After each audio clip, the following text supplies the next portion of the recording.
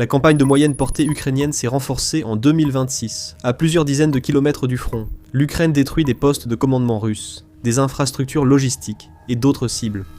Les États-Unis ont fourni à l'Ukraine une technologie qui rendra cette campagne imparable. C'est énorme. La Russie est impuissante à l'arrêter. Et si l'Ukraine utilise bien cette nouvelle technologie, elle peut réduire en poussière toutes les armes russes qu'elle vise en un instant. Les JDAM arrivent. Ou plutôt, davantage de JDAM. Le 5 mai, le département d'État américain a publié un communiqué de presse confirmant qu'il avait approuvé la possible vente de munitions à guidage de précision à portée étendue, ou JDAM-ER, à l'Ukraine. Ce n'est pas une petite vente. L'Ukraine va dépenser 373,6 millions de dollars pour mettre la main sur ces armes de moyenne portée produites par les États-Unis. Pour cette somme, l'Ukraine recevra 1200 kits de queue, KMU 572 JDAM, ainsi que 332 kits de queue, KMU 556. Les États-Unis fourniront à l'Ukraine tout le nécessaire pour utiliser ces kits de queue et transformer les bombes en armes capables de détruire l'équipement russe. L'accord inclut les systèmes de fusées FMU-139, les pièces de rechange et de réparation, l'équipement JDAM, les logiciels d'armement, la documentation et le soutien technique et logistique continu. Les États-Unis ne se limitent pas à vendre des armes ici. Ils coopèrent pleinement pour rendre les JDAM-ER ukrainiens aussi efficaces que possible au combat. Les États-Unis ont justifié la vente, voyant les JDAM en Ukraine comme un moyen de protéger leurs objectifs de politique étrangère. Cette vente soutiendra les objectifs de politique étrangère et de sécurité nationale des États-Unis, en renforçant la sécurité d'un pays partenaire, force de stabilité politique et de progrès économique en Europe, a indiqué le département d'État. Quant à l'Ukraine, elle obtient précisément ce dont elle a besoin de la part des États-Unis en ce moment, une arme avec laquelle elle a déjà de l'expérience, qui peut être intégrée aux forces armées ukrainiennes et servir tout de suite dans la stratégie de frappe à moyenne portée que l'Ukraine a conçue contre la Russie en 2026. C'est à ce moment que la situation devient vraiment sérieuse pour la Russie. Restez avec nous, nous allons vous expliquer pourquoi. Plus de détails proviennent de News Sky, qui explique que les États-Unis ont identifié Boeing comme le principal contractant chargé de fabriquer les kits JDAM, qui seront envoyés en Ukraine. Boeing ne devrait rencontrer aucun problème dans ce domaine. Les JDAM ont déjà été livrés à l'Ukraine à plusieurs reprises, avec le premier lot transféré dès 2023 et 2024. Ils se sont révélés très efficaces, et c'est pour cela que l'Ukraine les veut. L'état-major général des forces armées ukrainiennes affirme que les JDAM ont détruit plus de 180 cibles importantes jusqu'à présent dans cette guerre. Ils sont essentiels, car ils fournissent aux pilotes de chasse ukrainiens une munition de frappe à distance de sécurité, pouvant être lancée assez loin pour réduire les risques lors des missions de frappe. Il y a juste une petite réserve, et on la retrouve dans le langage utilisé par le département d'État. Pour l'instant, le département d'État a pris une décision approuvant une possible vente militaire à l'étranger. C'est la formulation exacte, et possible laisse une marge de manœuvre aux États-Unis. La vente a bien reçu un premier aval, mais il manque encore le feu vert final pour qu'elle soit pleinement approuvée. Cependant, d'autres aspects techniques, comme la signature du contrat final, la gestion de la production et les modalités de transfert des armes vers l'Ukraine, doivent encore être validés. Il est peu probable que quoi que ce soit vienne entraver l'obtention du feu vert final. Les États-Unis ont déjà sélectionné leurs contractants, et les questions sur la production et le transfert des JDAM vers l'Ukraine ont déjà été traitées. Des procédures existent donc déjà. Quelques obstacles subsistent. L'Ukraine attendra, prête à payer une fois ceux-ci levés. Les JDAM sont parmi les armes occidentales les plus précieuses de l'arsenal ukrainien, pour de nombreuses raisons. Ce sont en fait des kits occidentaux qui modifient d'autres armes pour les rendre beaucoup plus dangereuses. Un JDAM est un kit de queue qui s'attache à une bombe non guidée pour la transformer en munition de précision guidée par GPS.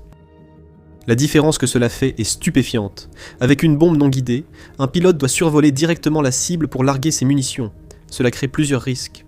Le pilote doit s'approcher de la cible, ce qui l'expose au tir de la défense aérienne. De plus, si on appelle ces bombes non guidées, c'est parce qu'elles ne permettent aucune précision. Lâcher et espérer, c'est la seule stratégie.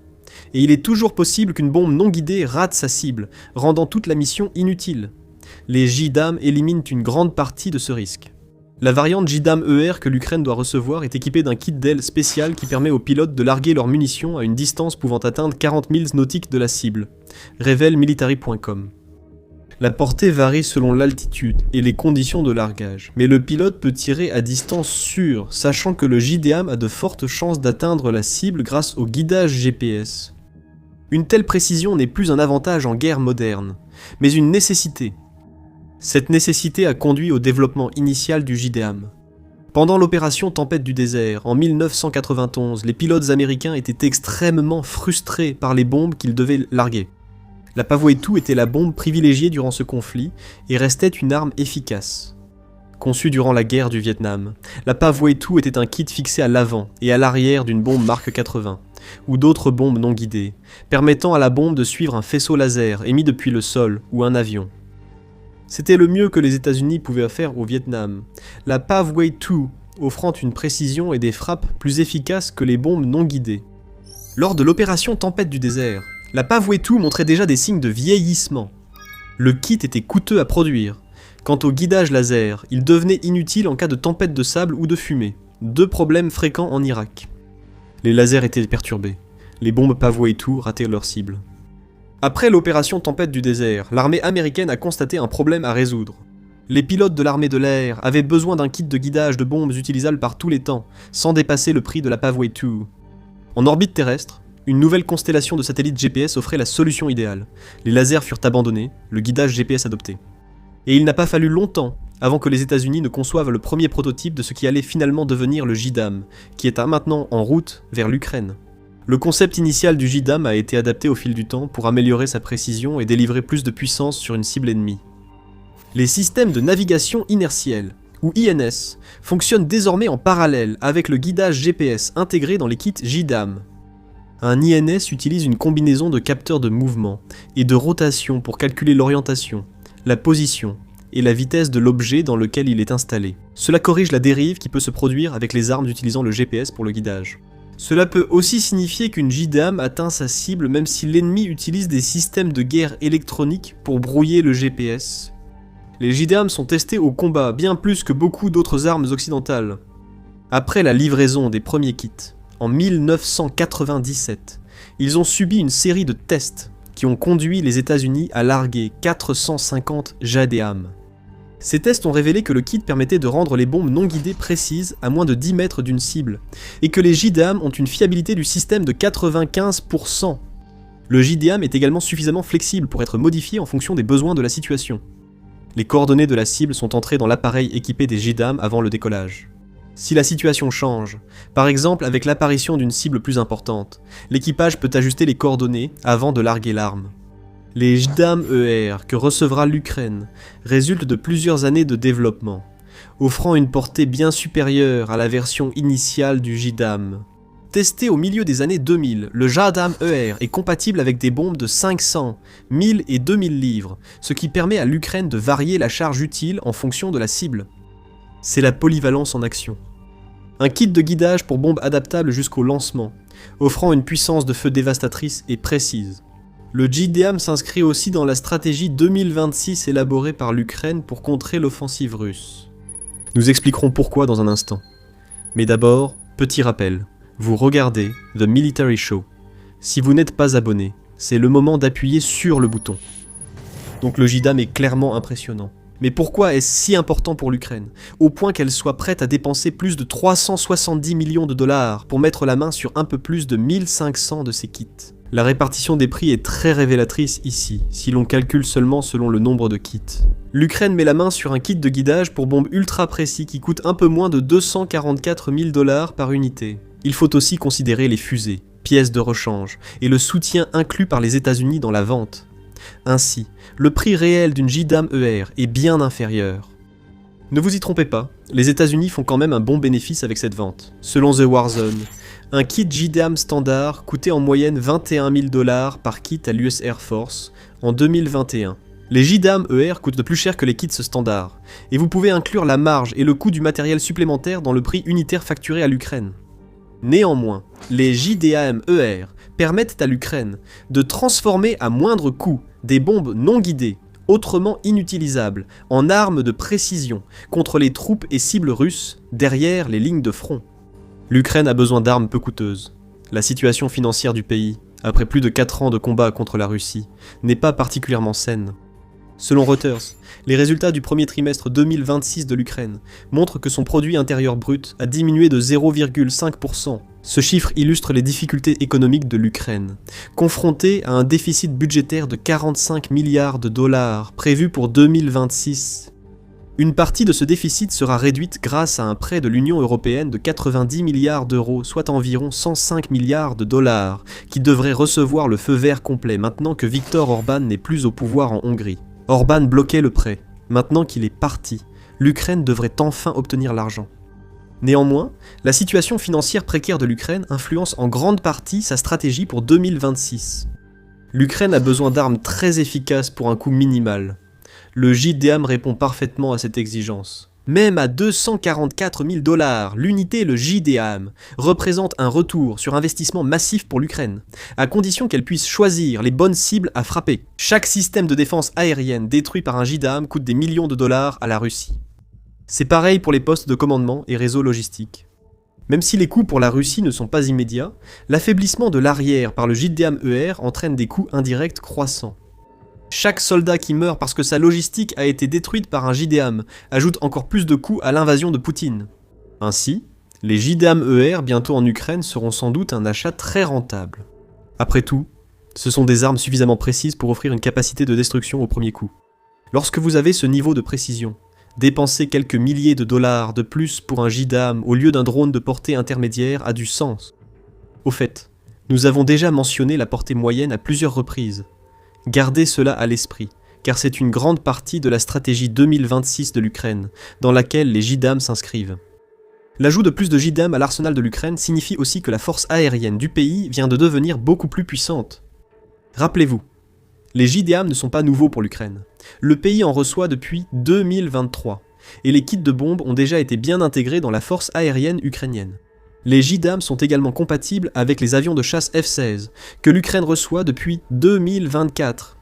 C'est dans ces avions que les pilotes ukrainiens ont été formés rapidement à l'utilisation des JDAM. Actuellement, plusieurs nations européennes se sont réunies pour promettre 87 F-16 à l'Ukraine, et seulement 4 de ces appareils ont été perdus au combat.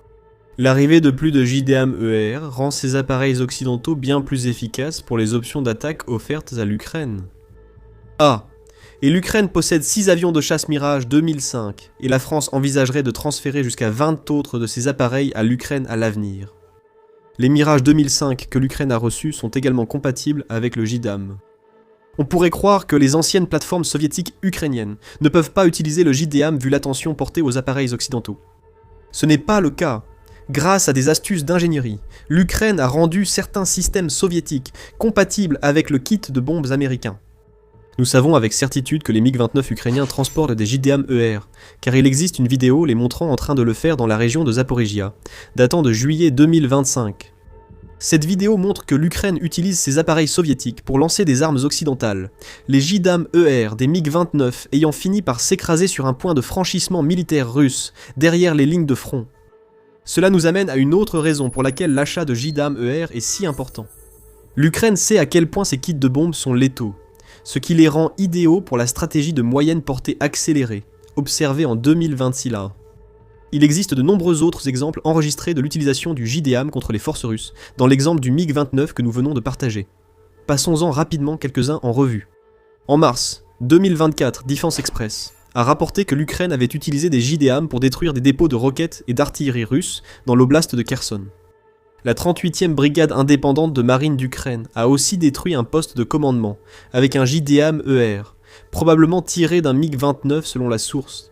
Avançons jusqu'en février 2025, et l'Ukraine a accompli un exploit historique, en devenant la première nation à utiliser avec succès la variante de 1000 livres, du JDAM-ER, lors d'une frappe contre des cibles russes.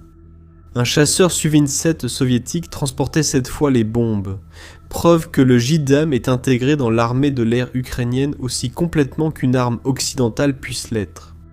À l'époque, certains suggéraient que la bombe utilisée par l'Ukraine avait été fabriquée localement, et non fournie par les États-Unis, indiquant que l'Ukraine apprend aussi à adapter les kits JDAM à ces nombreuses bombes non guidées. Et seulement quelques mois après cette révélation, l'Ukraine recommençait avec les JDAM. Une frappe dans la région de Donetsk a détruit un poste de commandement de bataillon russe, selon Militani. Encore une fois, un Sukhoi 27 a transporté les bombes et la frappe, très précise, a détruit un bâtiment ciblé dans une zone urbaine dense. Toutes ces frappes ont un point commun. Elles ont détruit des cibles dans les régions occupées de l'Ukraine. On pourrait même dire que l'utilisation précoce par l'Ukraine de ces JDAM était un précurseur de la campagne à moyenne portée, qui s'intensifie désormais à un rythme effréné. En 2024 et 2025, l'Ukraine a mené des frappes isolées contre des positions russes derrière les lignes de front. Aujourd'hui, ces frappes sont devenues une stratégie, d'autant plus que l'Ukraine a développé des drones de moyenne portée qui lui offrent un moyen rentable de frapper l'équipement, les postes de commandement et la logistique russe dans la zone arrière immédiate. Selon le ministère de la Défense ukrainien, les frappes de moyenne portée, c'est-à-dire les attaques qui se produisent dans un rayon de 20 à 150 km, ont doublé en avril par rapport aux chiffres de mars. Les chiffres sont d'autant plus impressionnants qu'en avril, l'Ukraine a lancé 4 fois plus d'attaques de moyenne portée contre les forces russes qu'en février. Et il y en aura d'autres, affirme le président ukrainien Volodymyr Zelensky, ajoutant que c'est prioritaire. Voici l'intensification d'une stratégie visant à paralyser la Russie dans les territoires occupés. Les assauts sur le front sont affaiblis à la suite de cette approche, et l'Ukraine crée plus d'opportunités de lancer le type de contre-attaque qui lui ont permis de libérer des territoires de la Russie pendant une grande partie de 2026. Ajoutez maintenant les JDAM-ER à cette équation.